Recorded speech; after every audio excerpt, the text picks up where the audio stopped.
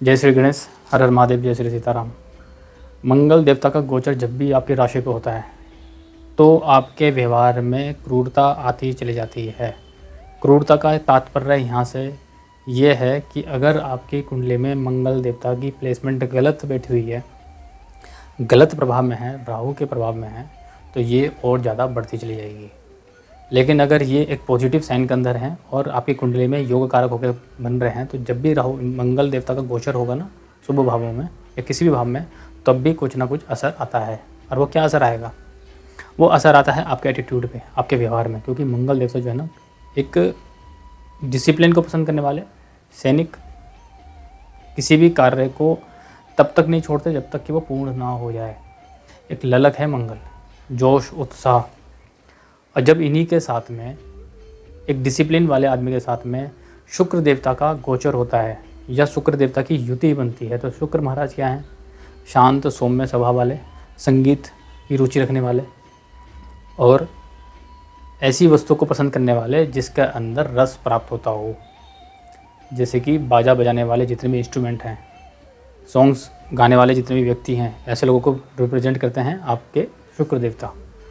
प्यार, ऐश्वर्य, ठीक, ऐसा नहीं है कि मंगल के केस में ऐश्वर्य नहीं आता, वहाँ पर भी ऐश्वर्य आता है, लेकिन वहाँ पर कर्तव्य, ड्यूटी का बोध होता है कि उन्हें अपनी ड्यूटी करनी है, चाहे उसके लिए उन्हें कितना भी त्याग करना पड़े।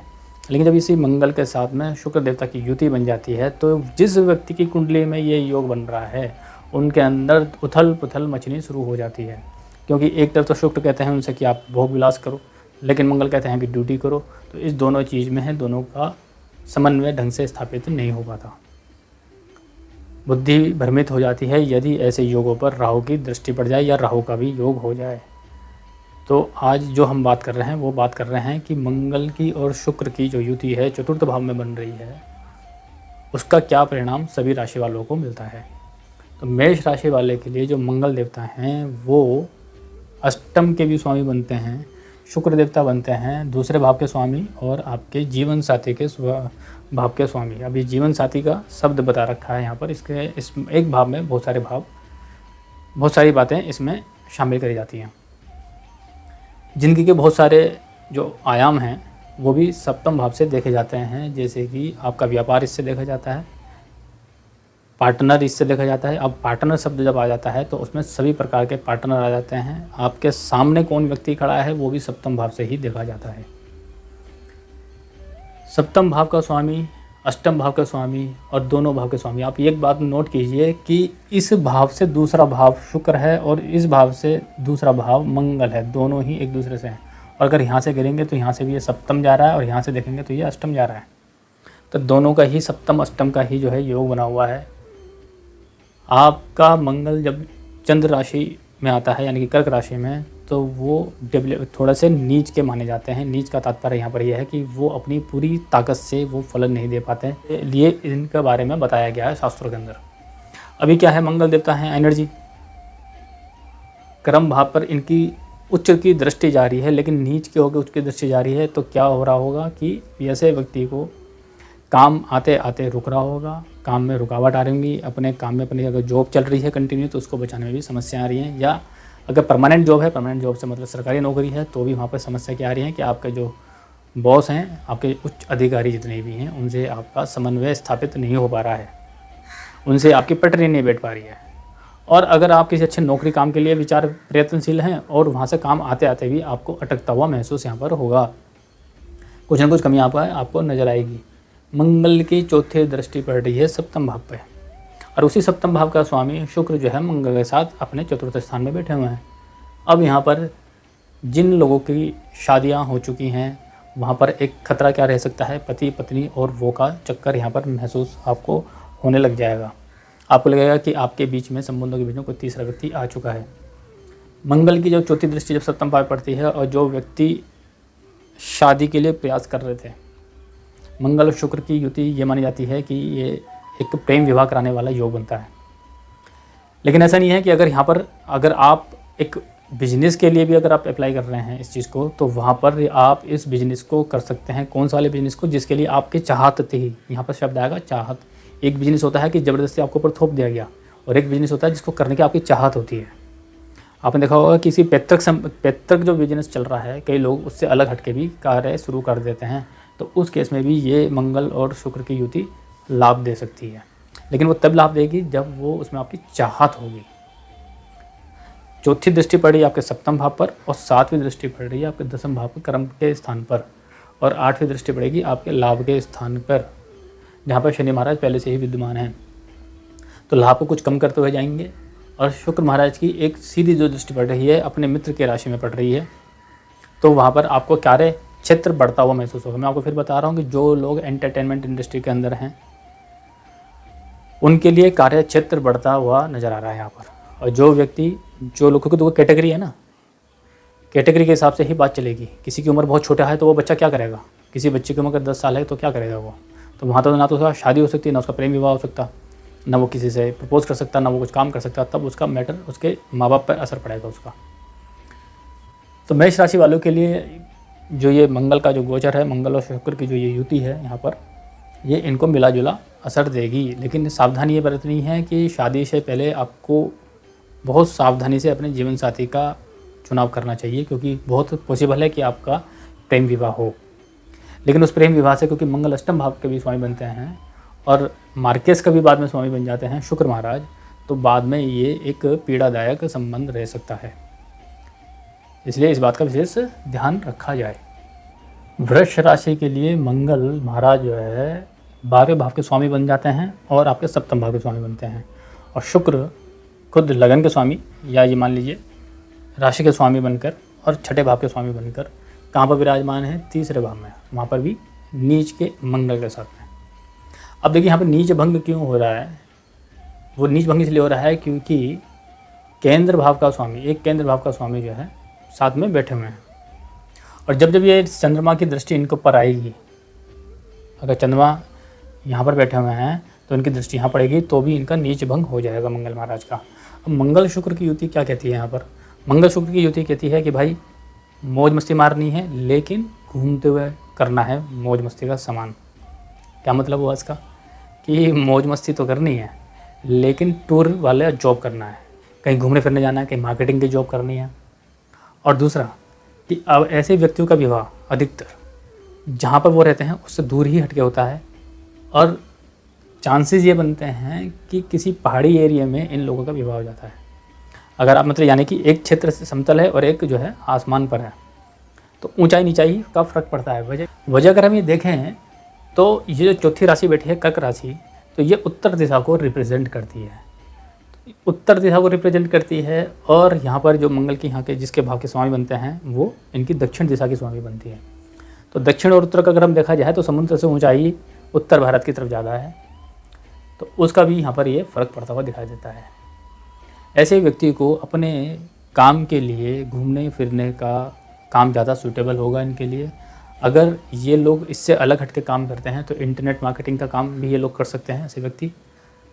यहाँ पर एक बात फिर वाली बात आ रही है कि लगन का संबंध जब भी 12वें भाव से बनना है और सप्तम भाव से बनना है, तो ऐसे व्यक्तियों का विवाह प्रेम विवाह तो होता है, लेकिन वो अदर कास्ट में भी हो सकता है, यानी कि उनकी परंपरागत विवाह से अलग हटके इनका विवाह होने के चांस ज़्यादा दिखाई दे रहे हैं। शुक्र क्योंकि यहाँ पर तीसरे भाव में आ रहे हैं, तो ऐसे व्यक्ति घूमने फिरने के बहुत ज़्यादा शौकीन होते हैं, उन्हें का मन करता है कि मैं घूमूं फिरूं। लेकिन ऐसे में अगर मंगल भी साथ में हो गए हैं तो ये 100 मतलब ये समझ लीजिए कि बहुत अत्यधिक संभावना है कि ये ऐसे व्यक्ति अपनी लाइफ के अंदर खूब ही घूमते फिरते रहेंगे और इनका कार्य व्यवसाय भी इसी से संबंधित रहेगा। मंगल की चौथी दृष्टि पड़ेगी आपके छठे स्थान पर, रोग रिपू ऋण वाले स्थान पर, और वह शत्रु दृष्टि पड़ रही है। तो वहाँ पर भी मंगल महाराज कुछ खास नहीं कर पाएंगे। बस ये है कि आपको कर्जा लेने से बचने की कोशिश करनी चाहिए और कर्जा देने से भी बचने की कोशिश करनी चाहिए। क्योंकि दोनों सिचुएशन में क्या हो सकता है कि यदि आपने किसी को उधार पे पैसा दिया तो वो पैसा आपका वापस नहीं आ सकता, ऐसा मंगल के बारे में बताया जाता है। मंगल की 7वीं दृष्टि पड़ रही है, उच्च दृष्टि आपके भाग्य भाव पर, धर्म कर्म के भाव पर। टूर होगा, घूमना फिरना होगा, धार्मिक यात्राएँ हो सकती हैं, होंगी भी, लेकिन उसमें आपको सेटिस्फेक्शन प्राप्त नहीं होने का। यदि आप मंगल से संबंधित जगहों पर यात्राएं करते हैं, जैसे कि मंगल संबंधित यात्रा क्या हो गई, यदि आप किसी आर्मी के कैंप में जाते हैं घूमने के लिए, आपने देखो कारगिल में भी आजकल स्टार्ट कर रखा है कि टूरिस्ट आते हैं, कारगिल की उस जगह को देखते हैं जहाँ पर हमारी 1999 में लड़ाई हुई थी, ऐसी जगह पे जाते हैं तो वहाँ पर आपको खुद सेटिस्फेक्शन प्राप्त होने लग जाएगा। हनुमान जी के मंदिर जाते हैं या हनुमान जी के किसी बहुत बड़े तीर्थ स्थान पर जाते हैं तो वहाँ पर भी आपको बहुत अच्छा सेटिस्फेक्शन मिलने लगेगा। लेकिन यदि आप एक ऐसी जगह जाते हैं जहाँ भोग विलासिता की कहानी चल रही है, किसी होटल इंडस्ट्री में जा रहे हैं, तो वहाँ पर आपका इतना मन नहीं लगने का वजह क्योंकि मंगल वहाँ पर अपने आप को थोड़ा सा डाउन महसूस करते हैं। लेकिन क्योंकि लगन जो है शुक्र है आपका, और वो भी आपको चाहेगा कि वहाँ पे आपका मन लगे, तो कहने मतलब क्या होगा, आपको कुल मिला के आपका मन डामाडोल रहेगा, अच्छा भी लगेगा और बुरा भी लगेगा। तो इसमें ऐसा बोला जा सकता है कि आपको सेटिस्फेक्शन प्राप्त नहीं होने का। उसकी मैंने आपको वजह बता दी। मंगल की फिर जो है 8वीं दृष्टि पड़ रही है आपके कर्म भाव पर, अपने कारक क्षेत्र पर पड़ रही है, तो कार्य व्यवसाय के संबंध में भी आपका उन्नति होने की यहाँ पे संभावना हैगी। कार्य बढ़ेगा, अपने कार्यों को ढंग से आप प्रमोट कर सकते हैं कुल मिला। और शुक्र महाराज की भी जो दृष्टि पड़ रही है आपके नवम भाव भाग्य भाव पे पड़ रही है, अपने मित्र की राशि में पड़ रही है, धर्म कर्म के कार्य में आपका मन लगेगा। ऐसे व्यक्ति धार्मिक होते हैं और बात को न्याय के साथ करना पसंद करते हैं, वो किसी के साथ अन्याय करना पसंद नहीं करते। मंगल महाराज की युति मिथुन राशि मिथुन लग्न के अंदर अगर दूसरे भाव में पड़ती है कर्क राशि के अंदर, वहाँ पर सूर्य और माफ़ कीजिएगा वहाँ पर मंगल और शुक्र की क्या फलित रहेगा। तो पहले तो हम देखते हैं कि मंगल कौन से भाव के स्वामी बनते हैं, 11वें भाव के और 6ठे भाव के, यानी कि त्रिशेढ़ाए भाव के 2 स्वामी बन जाते हैं मंगल देवता। और वहीं शुक्र महाराज जो है पंचम के और द्वादश भाव के स्वामी बन जाते हैं। कहाँ जा रहे हैं, धन भाव में के अंदर। क्या होगा, इनकी एक चौथी दृष्टि पड़ रही है आपके पंचम भाव पर, संतान भाव पर, और एक पड़ रही है आपके अष्टम भाव पर, और एक पड़ रही है आपके नवम स्थान पर। और वहीं शुक्र की उनकी दोनों की दृष्टि पड़ रही है अष्टम भाव पर। इन्हें पहली दृष्टि में तो ये लगता है कि भैया मंगल की उच्च दृष्टि पड़ रही है और त्रिशेढ़ाए भाव का स्वामी बनकर यहाँ पर बैठ के नीच के बनकर और यहाँ पर उच्च की दृष्टि डाल रहे हैं। सावधानी रहनी है कि बात आ जाती है, किस लिए, क्योंकि अष्टम भाव जो है थोड़ा सा पीड़ा का भाव होता है, रिसर्च एंड डेवलपमेंट का भाव होता है। सावधानी रखनी है बच्चों से संबंधित संतान प्राप्ति से संबंधित जो भी बातें हैं उसमें सावधानी रखें, क्योंकि मंगल की दृष्टि पड़ रही है। मंगल थोड़ा सा इस भाव में डिस्टर्ब करते हैं। किसको करते हैं, जब भी मंगल की दृष्टि पंचम पे पड़ती है या मंगल का पंचम से कोई भी वो बनता है योग, तो संतान के ऊपर थोड़ा सा प्रेशर बन जाता है एक, और गर्भावस्था होती है तो वहाँ पर गर्भपात की संभावनाएं बन जाती हैं, क्योंकि मंगल जो है अग्नि तत्व वाले ग्रह हैं, ग्रम स्वभाव है इनका। तो शुक्र महाराज क्योंकि द्वादश भाव के स्वामी बनते हैं और धन भाव में बैठे हुए हैं, इनका विदेश से आना जाना लगा रह सकता है, कार्य क्षेत्र बढ़ सकता है। लेकिन जो लोग ऑलरेडी इस बिजनेस में हैं, ऐसा नहीं है कि काम आप कर रहे हैं जो है लोकल बैठ के और आप सोचें कि जो है आपका विदेश से काम स्टार्ट हो जाएगा। वो ऐसा पॉसिबल तब होता है जब आप उससे संबंधित कार्य कर रहे हों, तो चांस संभावना बढ़ जाती है। अब कोई आदमी ऑलरेडी जो है विदेश से एक्सपोर्ट इम्पोर्ट का काम कर रहा है तो वहाँ पर ऐसे में इनका एक्सपोर्ट इम्पोर्ट का काम और बढ़ जाएगा। किसी की संभावना है कोई जॉब के लिए जाने की तैयारी कर रहा है तो वहाँ संभावना बढ़ जाएंगी। लेकिन कोई व्यक्ति अगर एक दर्जी का काम, टेलरिंग का काम कर रहा है लोकल मार्केट के अंदर बैठ के, तो उसे बाहर से काम कैसे मिलेगा। इतना हो सकता है कि उसे अपने स्थान से दूसरे स्थान पर जाना पड़ सकता है या दूसरे स्थान से कार्य आ सकता है उसके लोकल एरिया से अलग हटकर, वहाँ इसका ये संबंध है। वहीं पंचम भाव के स्वामी जो है आपके उसमें धन भाव में जाके बैठते हैं, तो ये भी एक अच्छी बात है, क्योंकि कुटुंबी जनों के साथ बैठकर आपका मानसिक संतुलन बना रहेगा और धन से संबंधित व्यवस्थाएं भी आपकी होती चली जाएंगी। वजह यह है कि शुक्र यहाँ पर एक नॉर्मल कंडीशन बैठे हुए हैं, कोई गलत भाव में नहीं बैठे हुए हैं। लेकिन हाँ सर एक छोटी सी बात है कि दूसरों के धन के संबंधित, ससुराल पक्ष से संबंधित जो है ना, आपको यहाँ पर कुछ लाभ प्राप्त हो सकता है, ससुराल वालों से बना के चलें। बाकी मिथुन राशि के लिए मंगल का ये गोचर है दूसरे भाव में बैठा हुआ है, तो आपको अपने दांत से संबंधित कुछ तकलीफ़ हो सकती हैं और अपने चेहरे से ऊपर जो मतलब ये जो जितना भी एरिया होता है ये दूसरा भाव ही है, तो इसमें आपको सावधानी बरतने की ज़रूरत है। कंठ वगैरह, आवाज़ आपकी थोड़ी सी कर्कश हो सकती है, कठोर वाणी का प्रयोग ऐसे व्यक्ति खूब कर सकते हैं, तो इसलिए इनको सलाह दी जाती है कि अपनी कठोर वाणी का प्रयोग ना करें। बाकी ठीक है, बहुत सारे हैं, लेकिन वीडियो क्योंकि ज़्यादा लंबी ना हो जाए, एक एक के योग के ऊपर कई महीनों तक रिसर्च करी जा सकती है, कई महीनों तक इस पर बात बताई जा सकती है। लेकिन क्योंकि वीडियो बहुत लंबा हो जाता है इसलिए हम इसको शॉर्ट करके ही बता रहे हैं, बाकी बातें हम अगली वीडियो में बाद में बताएंगे। कर्क राशि वालों के लिए मंगल और शुक्र की युति क्या कहती है?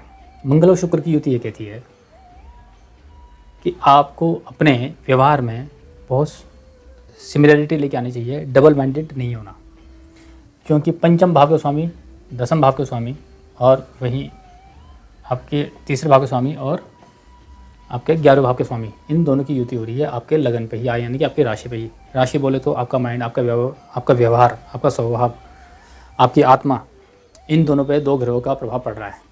और वो कैसा प्रभाव पड़ रहा है कि पंचम के मालिक बुद्धि के देवता बनकर और कर्म के देवता बनकर मंगल यहाँ पर आ गए, लेकिन वो बन गए हैं नीच के, यानी कि उनका प्रभाव कम है। वैसा प्रभाव नहीं दे पाएंगे जैसा उनको देना चाहिए था। और छोटे भाई बहन और बड़े भाई बहन, यानी कि तीसरा भाव और 11वें भाव के स्वामी बनकर जो है शुक्र देवता कहाँ गए? आपके भी लगन में। बुद्धि कहेगी कुछ करना चाहेंगे कुछ और, दोनों एक अपोजिट चीज़ पे आ गए और कहाँ पे विराजमान हो गए? आपके स्वभाव के अंदर। तो इस वक्त आपके मन में उथल पुथल चलती रहेगी। मंगल शुक्र की युति, दोनों की दृष्टि कहाँ पड़ रही है? सप्तम भाव पर।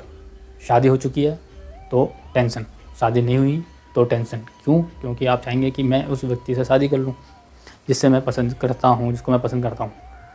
उस बारे में सोच कर आप परेशान रहेंगे। और शादी हो चुकी है तो भी आपका, क्योंकि मंगल और शुक्र की दृष्टि कहाँ पड़ रही है? सप्तम स्थान पर। प्रेम भाव बढ़ेगा जरूर, लेकिन उसमें कहीं ना कहीं शक भी आता रहेगा बीच बीच में, तो उस शक से बचने की कोशिश कीजिए। मन बहुत करेगा बाहर घूमने फिरने का, मित्रों से मिलने का, तो मिल सकते हैं, कोई बुराई नहीं है। सावधानी क्या रखनी है पहले देख लेते हैं। इनकी दृष्टि कहाँ पड़ रही है? मंगल की चौथी दृष्टि पड़ रही है आपके चौथे भाव पर, माता के सुख पर। 1 2 3 4 और 5 6 7, सातवीं यहाँ पड़ रही है और 8वीं पड़ रही है आपकी यहाँ पर। शुक्र की भी सीधी यहीं पड़ रही है। तो मेन तो मंगल की 3 दृष्टियाँ हैं, तो उसी पे हम फोकस करते हैं। यहाँ पर मंगल की दृष्टि कुछ खास कारक नहीं कहलाएगी। हाँ, यह है कि अगर आप कुछ प्रॉपर्टी लेने की सोच रहे थे, कुछ वाहन लेने की सोच रहे थे, या कुछ इलेक्ट्रॉनिक्स आइटम लेने की सोच रहे थे, इलेक्ट्रिकल आइटम्स लेने की सोच रहे थे, तो वहाँ आप एक सोच सकते हैं इसके लिए। लेकिन क्योंकि मंगल खुद नीच के होकर और शत्रु दृष्टि डालेंगे, तो वही वाली बात है कि मन करेगा ले लूँ, नहीं ले पाएंगे, या ले भी लिया तो उसमें सेटिस्फेक्शन आपको प्राप्त नहीं होने पाएगा। तो इसमें क्या सलाह दी जाती है? सलाह ये दी जाएगी, भैया अपने बड़ों की सलाह मानिए, बड़ों की सलाह मान के ही कार्य कीजिए। और ये इस काम में तब काम जरूर करना, किसी चीज़ को डिसीजन लेने में, जब चंद्रमा आपका शुभ हो। चंद्रमा अगर अशुभ हो गया और उस टाइम में आपने कोई डिसीजन लिया, तो वहाँ पर मामला बिल्कुल ही जो है गड़बड़ हो सकता है, आपको सेटिस्फेक्शन वहाँ पर प्राप्त नहीं होने का। कुल मिला के मंगल शुक्र की युति आपके लगन पे है, तो ऐसा व्यक्ति जो है थोड़े से छाली पुलाव वाले ज़्यादा होते हैं, घूमने फिरने के शौकीन, गाना बजाने के बहुत ज़्यादा शौकीन, और इन्हें प्यार मोहब्बत की बातें ही ज़्यादा पसंद आती हैं। भावुक कुछ ज़्यादा ही होते हैं। एक तो कर्क लगन अपने आप में भावुक है, और उसमें भी मंगल शुक्र की युति हो जाए और सप्तम की दृष्टि हो जाए, तो ऐसे व्यक्ति अधिकतर अपने पार्टनर के बारे में ही ज़्यादातर सोचते रहते हैं। यह एक अलग बात है, अगर कोई आदमी बिजनेस करना चाहे तो बिजनेस में भी वो जिसमें उसका लगाव है, जिसमें उसकी आत्मा बसती है, जिसमें उसको मज़ा आता है, जिसमें उसको प्रेम है, वो उस बिज़नेस के बारे में ही सोचेगा। अब सोचने वाली बात है, किसी व्यक्ति की उम्र अगर 80 साल की है, 70 साल की है, जिसकी शादी हो चुकी है, बच्चे हो चुके हैं, उसका इन चीज़ों से थोड़ा सा अलग हट गया, वो क्या चीज़ सोचेगा? वो सीधी सी बात है, शादी ब्याह नहीं सोचेगा, वो उस चीज़ को सोचेगा जिसमें उसका मन लग रहा था, या जो बिज़नेस उसने नहीं करा उस टाइम में वो व्यापार करने की सोचेगा, या एक ऐसे पार्टनर के बारे में सोचेगा जो उसका कभी साथी रहा हो किसी भी चीज़ को लेकर। जरूरी नहीं है कि वो पार्टनर हमेशा जीवन साथी ही हो, वो पार्टनर कुछ भी हो सकता है। आपको अभी तक ये वीडियो पसंद आ रही है तो चैनल सब्सक्राइब करके इसको अधिक से अधिक शेयर कीजिए। आप लोगों की थोड़ी सी हौसला अफजाई हम लोगों को बहुत आगे तक प्रेरित करती है रिसर्च करने के लिए।